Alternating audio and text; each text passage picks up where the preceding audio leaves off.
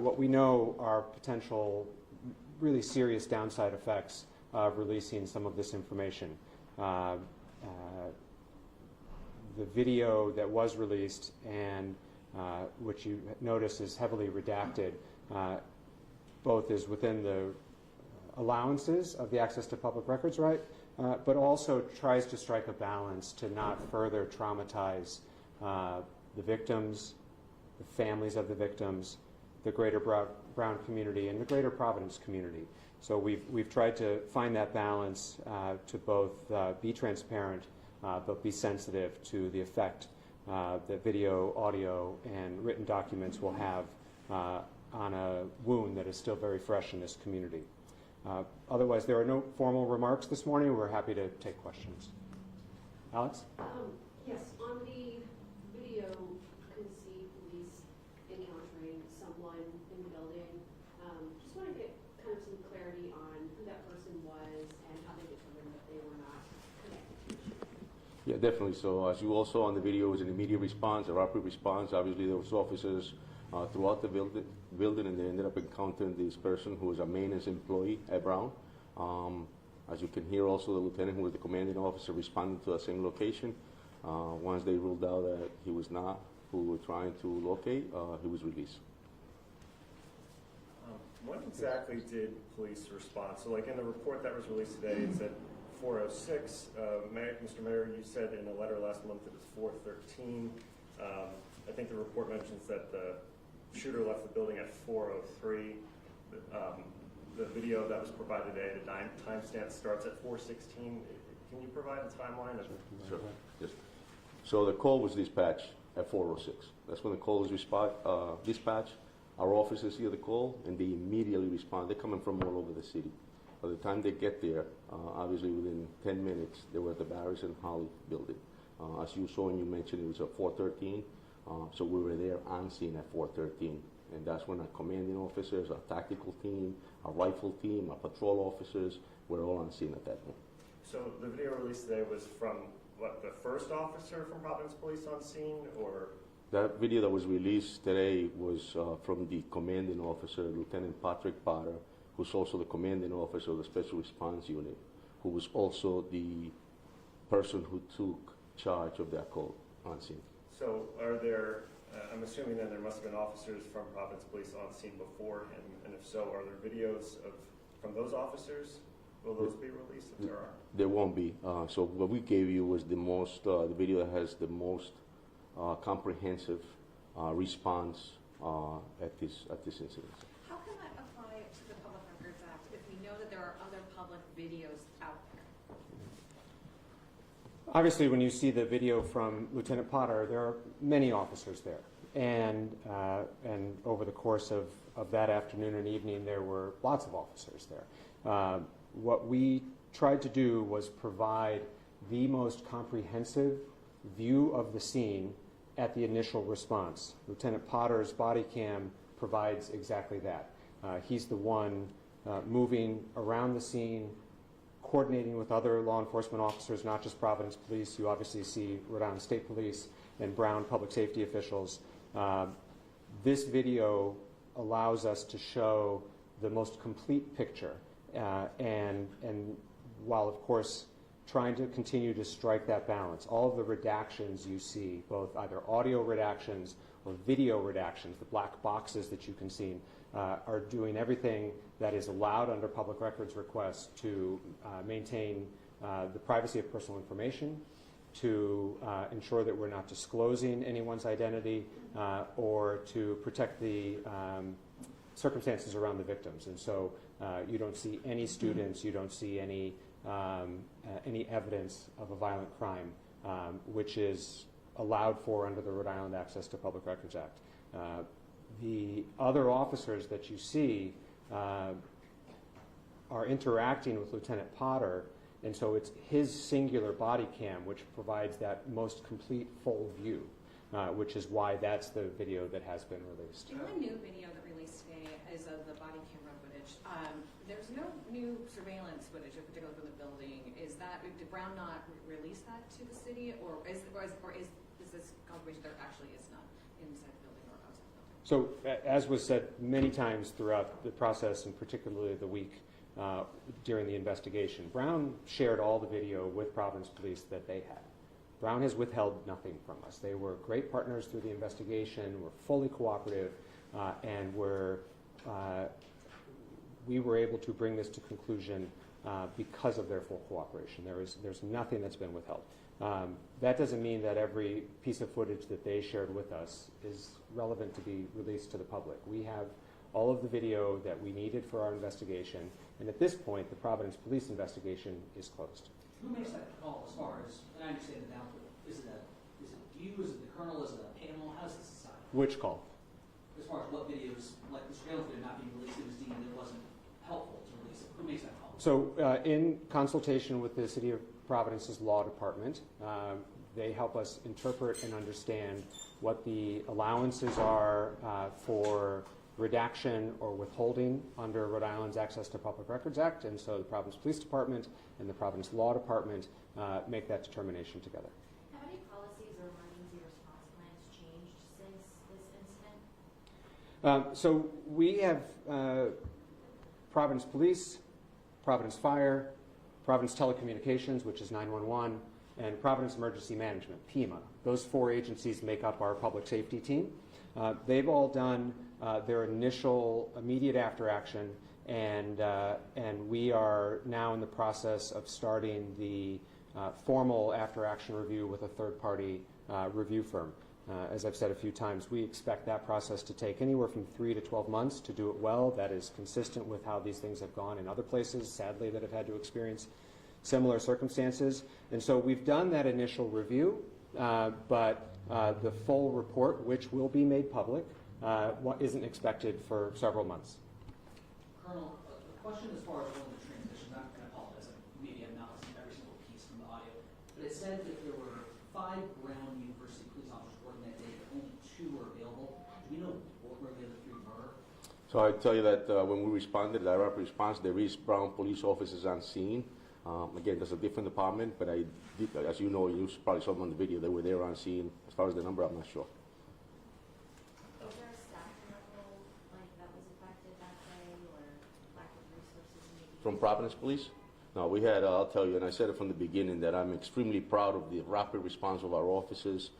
As you saw and you heard, there was the whole department was up at the Brown University. So we have enough personnel, and then we were also blessed that we had, obviously, as I mentioned, the commanding officer of the Special Response Unit.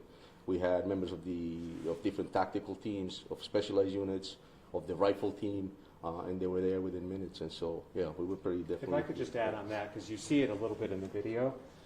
So Providence Police was fully staffed that day for our regular staffing, but then we had officers responding before they were called to do so. Out of a sense of duty, their honor and obligation and heroism in this profession, and on that day, they were grabbing their gear and going before they got the call. And you start to see officers arriving frequently in the video. Similarly, and you don't get as clear a view on this because it's a little bit off scene, but Providence Fire and Emergency Rescue, along with rescues from multiple other departments, and you can see that in the Providence Fire report, logs that, but there's no video for it because firefighters don't wear body cam. But we similarly were receiving mutual aid from other communities immediately. And actually there's a transition point later where we have to get organized with all the help that we received. And it's sort of like, I don't want to say too much help, but we were overwhelmed with help, which was excellent. And so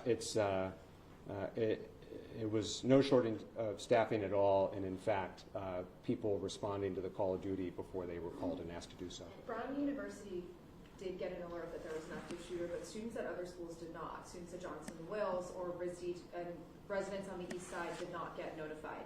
Is there an effort to expand the alert notification system so that if something like this happens again, those students, if the shooter had been, out in the city, that could have been a real problem for people who didn't know about that? Yeah, certainly the emergency notification and alert system is one of the top both pieces of feedback that we've received and issues that we'll be focusing on how to do better. God forbid something like this ever happens again. Residents did receive an alert from our PVD 311 system.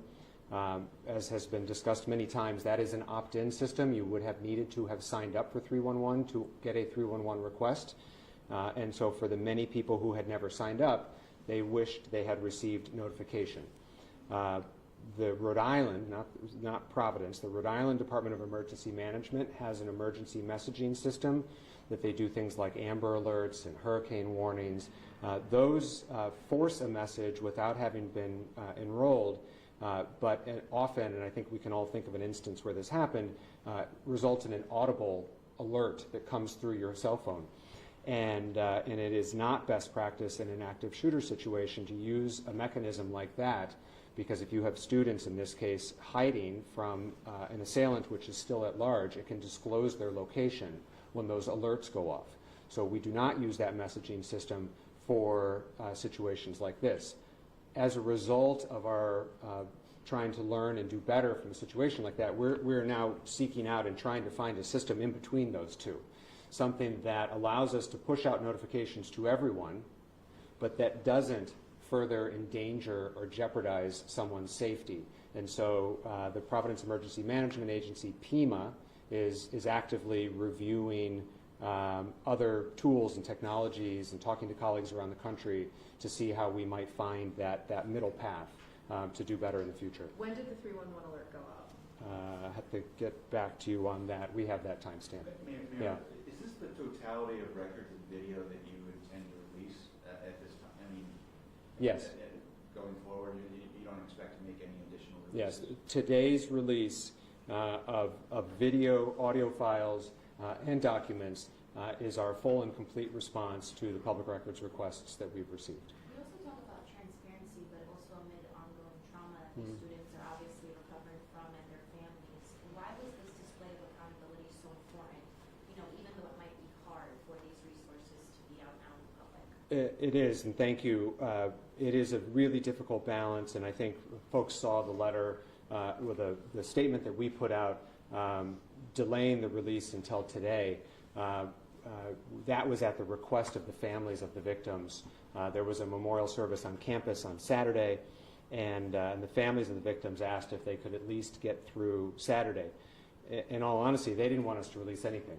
And so, but we have a commitment to transparency, and our commitment to transparency is rooted in a desire for this community to continue to trust their police department. Transparency is a key component to trust, and the way in which Providence Police are able to do their job, and the reason in which they do such a good job, is that by and large the Providence community trusts them. And they trust them because they know that we will be transparent, they know that we hold people accountable, and they know that their level of professionalism is subject to scrutiny. And that's what today's release is about. Are you hearing directly from those families? What is exactly, you know, what they need right now? Have you heard directly from them? So I've spoken to either all the victims or all the families, all in recent days. A couple of the families have some language barriers, but I've spoken to everybody. And the details of those conversations are private, but as I mentioned, many of their kids are working really hard at moving forward and moving on. And releases like today, they fear, will make it harder to move forward, but rather will take them back, which is why I can't say to a person, but many of them expressed a desire that nothing get released. I explained both our obligations legally under APRA and what we believe is our obligation for transparency to the community, and our attempt to try to strike that right balance, to meet our legal obligations, to find the right balance. But the parents that I've spoken with have some pretty incredible kids who are remarkably strong and resilient and trying to move forward. They're going to class, they're taking tests, they're competing in sports, they're being college kids, which is what we want them to be. Mayor, how many videos are not going to be released? The video that we released today is the video that we are releasing. Are the you're talking a lot about transparency and just saying, trust us, we know. But if the public doesn't know how many videos are out there, I guess I'm trying to say, like, you're just basically saying, just trust us, we are doing this in the act of transparency. As I have continued to say, this is about both meeting our legal obligation and striking the right balance for the health and well-being of this community. We believe we have done that. We have offered the most complete and comprehensive video of all of the videos there. The commanding officer on scene who's moving around, clearly showing the full scope of that initial response. And that is consistent with our legal obligation, and we think honors the request of the families while also providing some information. As you can tell from the video today, there's nothing in that video that further explains or advances anyone's understanding to what I think is actually the big remaining question, which is, why did this happen? Why did this person do this? None of those videos are going to answer that question. None of them. We've seen what the FBI has released from the storage unit in New Hampshire. And if there's one big outstanding question, it's, why did these poor kids get targeted by someone? None of the camera footage will answer that question. And in fact, those questions may never be answered. And so the video that we've released shows the full scope because of whose camera it was, and we believe is the best video to release. Did the families get to watch any portion of the video that was not released, and did they watch the video that was released? The families or students, again, because there were a couple parents, saw the video that was released. They've not seen any other videos, and I'm not sure they wanted to even see that video, but they felt it was responsible to see it in advance of the public seeing it. Did they show what was released eventually? Did they have any? No. No, the decision on what to release was made by the city law department in consultation with the city of Providence's police department. Do you have an update on the investigation? Is there any forward progress on understanding the motive, why this building was targeted, why these kids were targeted, anything on that? The Providence investigation is complete.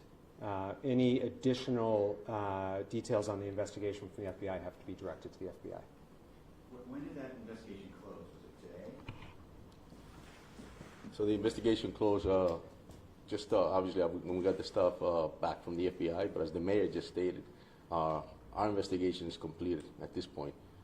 If there's anything else that the FBI wants to notify us, or if they find anything else that they extract from any social media or any digital items that they may have, they will be notified. We're in communication with the FBI. So you're not reaching out to try to get any specific answers on motive or anything? It's like not that? about- The Providence investigation. So it's not about reaching out. We're in communication. We're in collaboration with the FBI. That conversation happens all the time. And so if anything new comes up, they are definitely going to notify us. Is there any video that shows the shooter getting away at that 403 mark? Any video that Like you mentioned that you mean from body worn cam? What video are you I know. specific? No, there's no videos that shows them at that 403 mark.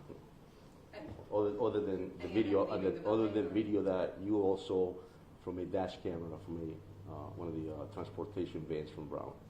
In the video that was released today, you were talking a little bit earlier about, what you can show and what you can't show under the law. I was just curious, like more specifically, what was redacted in the video? There's a lot of audio redactions, and there's big sections that are blacked out. Are the blacked out scenes when the lieutenant entered the auditorium? And what are they saying on camera that people can't hear? So I'll tell you, as the mayor stated, we released was the most comprehensive.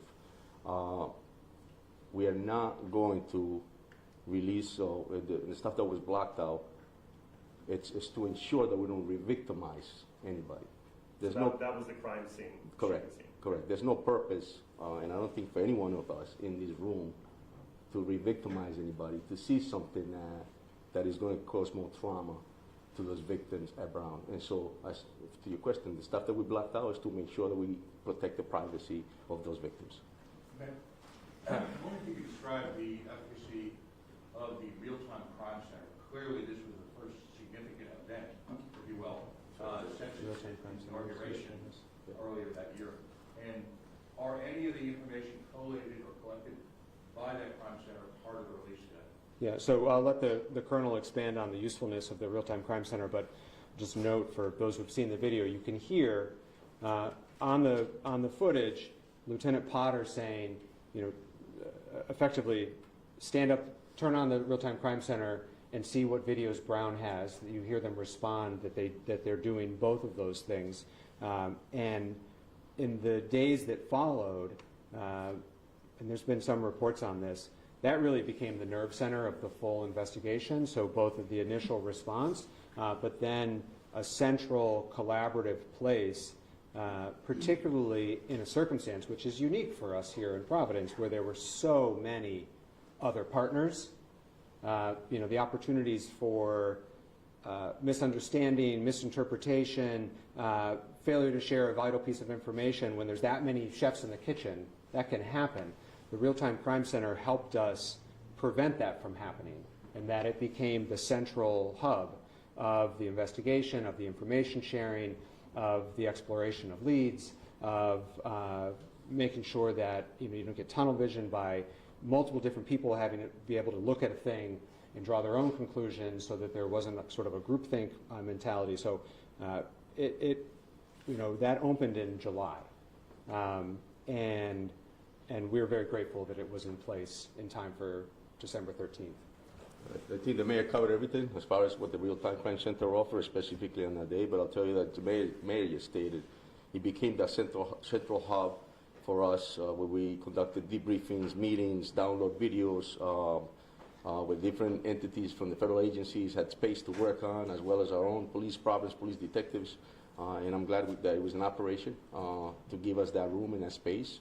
And it was definitely helpful, and it continues to be essentially helpful when we're trying to come up with evidence or videos, especially when crime is committed in the city. So, Mayor, to try to clarify, Providence police investigations closed. When you asked earlier about the full report, were you referring to the FBI's that will be released in a couple of months? Is that what you were saying? No, we've made a commitment to third-party review, sort of an after-action review with an assessment of the Providence's full public safety apparatus's response. We're going to hire an expert, but a third-party expert, to do an after-action report for our response, to both give us an opportunity to have a third party give fresh eyes to see how we could have done better, but then also to advance our continued commitment to transparency, that it's not just Providence Police telling you what happened, but that someone else would come in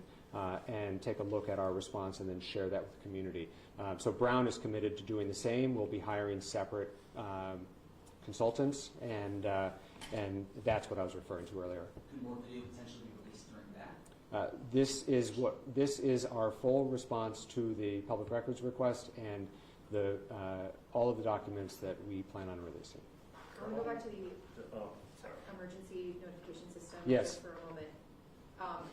Is it correct to say that the emergency notification systems remain unlinked and they remain unchanged from what happened? Like, you have not changed that policy, you haven't changed the system. The systems are still unlinked, and people still have to sign up independently for 311 alerts. Yeah, I don't know what you mean by unlinked, but like the Johnson and Wales is not connected to RISD, is not connected to Brown, and you still have to sign up individually as an individual for a 311 alert. So for the city of Providence, yes, you still have to sign up for 311 alerts. That is the nature of the system, and it's also, in the absence of an event like this, actually what our constituents would want. 3 months ago, we would have been criticized for sending an alert to someone who said, I never signed up to get these. And it is a system that is typically used for things like a day trash delay, or a parking ban, or the rec centers will be open late because it's a high heat day. This is how we usually use that system. It's not designed for mass shooter event. And so that system remains in place. The various institutions in Providence, the 4 private colleges, the hospitals, I'm not sure, but I assume several large employers. They all have their own notification systems. And those are their systems with their rules, their timing, their decision on when to send a notification out. And then Rhode Island Emergency Management and Providence Emergency Management, as I said, are looking now for a new, better system that does not require an opt-in. That is not in place yet, but the work is underway to find the best right solution to that dilemma.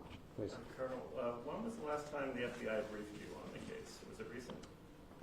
The last time it was when we just pressed the call in to see if there was any updates. At this point, no updates. Last month? About 2 weeks ago or so. Can you describe any videos of what the initial response was? I mean, I know that you have that one video, but could you talk a little bit about what officers were seeing when they first got to the building? I'm sorry, again, Sister? Can you talk a little bit about what the videos show in that initial, like the first officers to the scene? The first officers, the one that we release, or No, the ones that you're not releasing. the ones we're not releasing? I think it's just outstanding police work. When we respond to an active shooter threat, I'll tell you that it's in this video that we released shows that. But beyond that, it shows the rapid response. It shows how officers are trying to find an individual to neutralize them. It shows how officers are trying to find victims, rescue them, take them to get the medical attention that they need. And so it shows an extremely outstanding response. I don't think our officers understand that we're not here and we didn't put this uniform on for accolades. But it shows the outstanding rapid response and how important to them was to save lives. That's what it shows. All right. I'm going to wrap up the Brown University portion. I understand some people have some non-Brown related questions that I'll take over here. I also know a couple people were late, and if you'd like to grab the Colonel, you can feel free to do so on Brown. Okay? Thank you.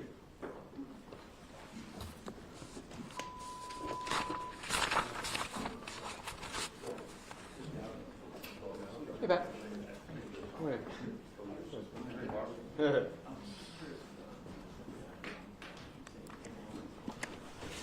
Alex, I'm just going to grab a sip of water.